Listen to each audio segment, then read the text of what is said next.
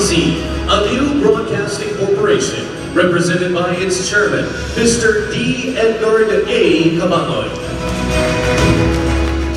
Muling nakasungkit ng parangal si ALC Chairman and CEO Mr. D. Edgar Cabangon sa naganap na 45th Anniversary Celebration ng Metrobank Foundation Incorporated o MBFI sa Taguig City na may temang A Heart That Serves, kung saan ginawaran si Mr. Cabangon kasama ang higit 30 iba pang mga institusyon at individual ng Partner in Empowerment, Advocacy and Commitment to Excellence o Peace Award bilang pagkilala sa patuloy na kontribusyon ng mga ito sa pagtataguyod ng bansa para sa mga marginalized sector.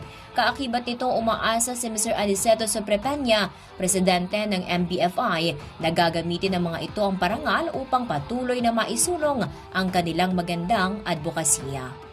Sabi ko nga sa mensahe ko kanina, maraming dapat pang gawin, maraming suliranin ng ating bansa. Sila ay nabigyan na ng pagkilala ng Metrobank Foundation. Nais namin na gamitin nila itong platform, gawin nila itong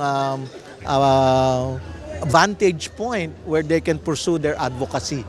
Samantala, bukod sa Peace Award, ginawaran din ng Award for Continuing Excellence and Service o ACES Award ang ilan pang personalidad gaya ng mga sundalo, pulis, journalist, guro at iba pa bilang pagkilala naman sa kanilang puso o pagmamahal sa serbisyo na nakatutulong sa iba.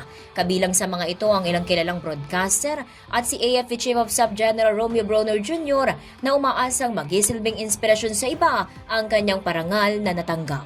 It makes me proud to be an awardee of the Metrobank Foundation, and I hope that it inspires others also to serve our country with a heart.